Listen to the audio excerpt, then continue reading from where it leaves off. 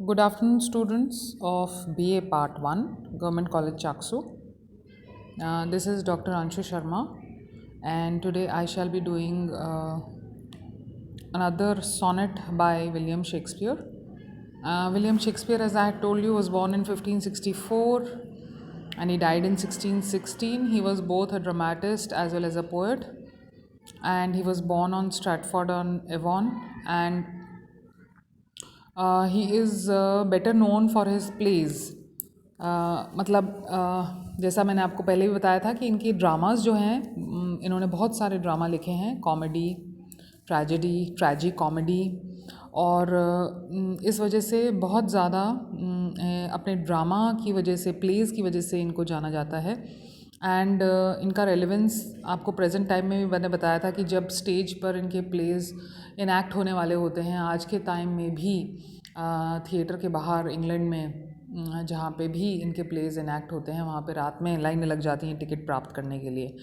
But at the same time he is also known, he is very well known for his full length poems and sonnets also.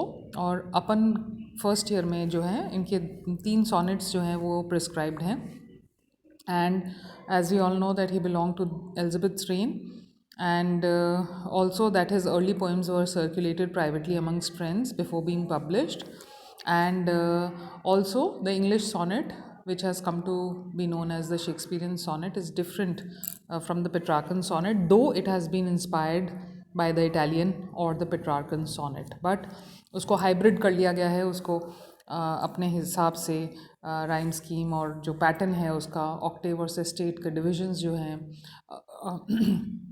जो quatrain जैसे divide करा गया है, और couplet का and में, जैसा मैंने आपको पहले वाले सोनेट में भी बताया था कि एंडिंग में एक कमेंट होता है और लास्ट का कपलेट जो होता है उसकी राइम स्कीम अलग होती है. So that all we have discussed, and today I shall move on with the next poem. I'll start with the next poem, that is Not Marble Nor the Gilded Monuments. And इस poem में भी celebration किसका है? This is also a celebration of immortality, okay, which verse can confer on human life, defying both time and death. So something similar to what we had done in the earlier poem, that was Shall I Compare Thee. So there also towards the end it was something Shakespeare emphasized, that just because he has captured the beauty of the friend and framed it within the verses, within the lines of the poem, so he's become immortal. Something similar is going to be discussed here also. And before I start explaining it to you, let me tell you once again that the rhyme scheme of the poem is uh, here. It is on your screens now. I think now you can see. This is sonnet number 55, Not Marble Nor the Gilded Monuments. And I'll quickly read through the poem, and then you can catch the rhyme scheme also. Not marble nor the gilded monuments of princes shall outlive this powerful rhyme, but you shall shine more bright in these contents than unswept stone besmeared with sluttish time.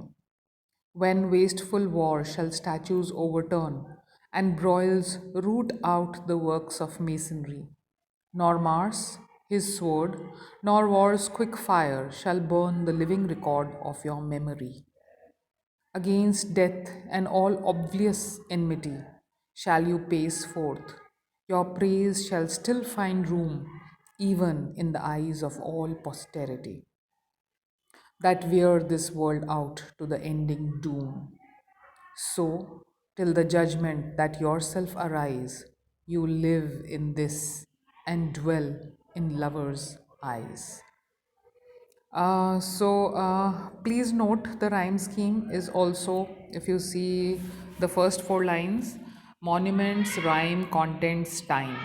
Okay, monuments is rhyming with contents, rhyme is rhyming with the time. Okay, so A B A B. Then in the next 4 lines, please see it is overturn, masonry, burn, memory. So here also it's very clear: overturn, burn. masonry, memory. So the rhyme scheme becomes CD, CD. And in the third quatrain, you can see once again uh, enmity, room, posterity, doom. So enmity is rhyming with posterity, and room is rhyming with doom. So room, doom, that becomes EF, EF. And the last two, arise, eyes. Again, the rhyme scheme is GG. So the whole of it, if you see, the rhyme pattern is A B A B C D C D E F E F and GG. So this is the rhyme scheme, and again the ideas you can see are the movement again is very clearly marked by the quatrains, by the four lines. The first four lines are telling us about yeah, before I go into detail, let me tell you something very special to this poem is that it is beginning with a negative word, not marble, not. It's beginning with not. Okay, even in the title, because as the sonnets are, they are titled according to the first line.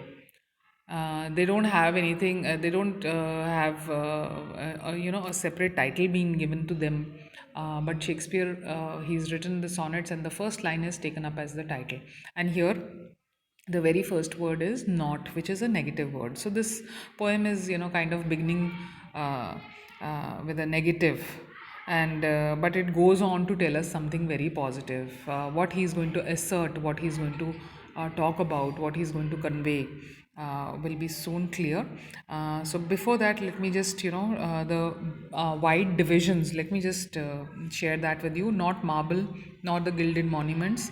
Now in the first one, he is concentrating on the building, on the architecture. He is talking about how the strength of the buildings, the architecture is, no denying that. But at the same time, he's comparing that to his powerful rhyme. So Shakespeare is being quite sure about himself. और बहुत आराम से वो कहते हैं कि मेरी rhyme जो है that is very powerful and how it is going to be powerful that he is going to share with us soon. Then in the next four lines he talks about statues, he talks about works of masonry, that is जो cement में काम किया जाता है उसको masonry कहते हैं. जो काम करता है सीमेंट से, पत्थरों से, उसको मेसन कहा जाता है. एंड मार्स जो है यहाँ पे आप देख सकते हैं, nor Mars his sword nor war's quick fire shall burn. ये जो मार्स है, Mars is again god of war.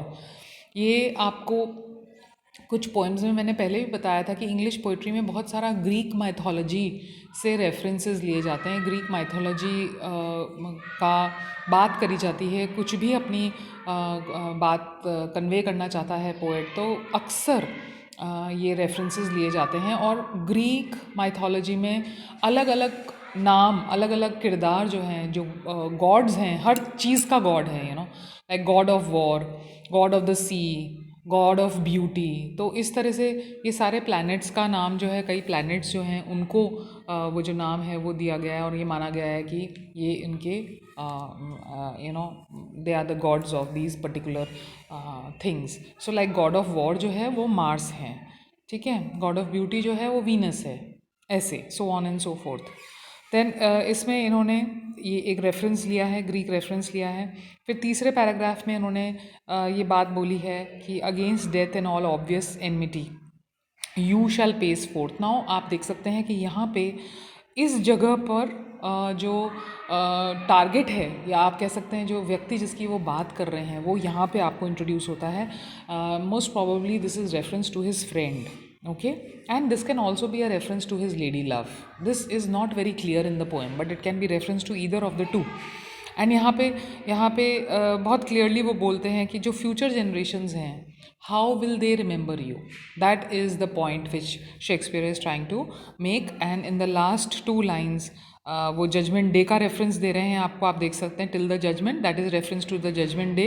ये मैं आपको बहुत बार पहले बता चुकी हूँ. जजमेंट डे का रेफरेंस कई बार मैं डिस्कस कर चुकी हूँ कि हाउ इट इज़ प्रिज्यूम्ड कि the world will come to an end, and finally जब जजमेंट डे आएगा, so all of us will rise, all the dead souls are going to rise, they are going to come alive once again, and before the God everybody will be standing and God will then according to whatever आपने काम करे हैं, जो भी आपका actions हैं, उसके according you will be given either hell or heaven.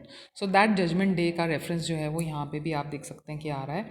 और कुछ शब्द हैं जो difficult हैं, वो मैं आपको बता देती हूँ. gilded शब्द इस्तेमाल किया है, golden से gilded शब्द बना है. gilded का मतलब होता है something that is जो सुनहरा हो, golden और covered with gold. So that is gilded.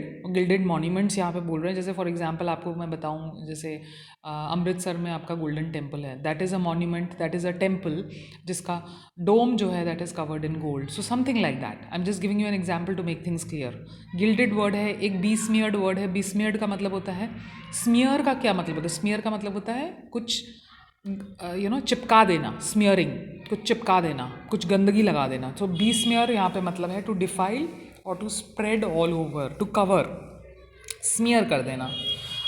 किसी चीज़ के ऊपर किसी चीज़ को, जैसे कलर है, आप किसी चीज़ पे दीवार, प्लेन दीवार है, उसके ऊपर आपने कलर लगा दिया है ना. या यहाँ पे जो रेफरेंस दिया जा रहा है वो ये है कि एज टाइम पासिस जो मॉन्यूमेंट्स हैं वो गंदे हो जाते हैं, मिट्टी, धूल मिट्टी जम जाती है. So they are kind of smearing हो गया है, टाइम का स्मियरिंग हो गया है, वो गंद जो है वो आपको दिखाई देता है. एक और मुश्किल वर्ड है स्लटिश. स्लटिश का वर्ड जो है, ये वर्ड निकला है स्लट, अंग्रेज़ी का काफ़ी पॉपुलर पुराना शब्द है, जिसका रेफरेंस है which means somebody who is dirty, और to be precise somebody it is referring to an immoral woman. Okay, but here it is not immoral woman. यहाँ पे एक महिला से नहीं आप कहेंगे, बल्कि यहाँ से मतलब है डर्टी और निग्लेक्टेड. स्लटिश का मतलब है डर्टी और निग्लेक्टेड, बट इसका जो डेरिवेशन है वो स्लट वर्ड में से ही निकला है. ठीक है. इसके अलावा एक और डिफिकल्ट वर्ड है ब्रॉयल्स. ब्रॉयल्स का मतलब होता है टू क्वारल. ठीक है, to fight. That is broils. That is the meaning of broils. Then Mars, as I have already told you, is a Roman god of war. So this is all the different words, the difficult words that I wanted to share with you. I hope this is clear. I shall be doing the detailed poem, the analysis of the poem, in the next video. Because of time constraints, I will not be able to finish the whole poem within the 15-20 minutes slotted per video.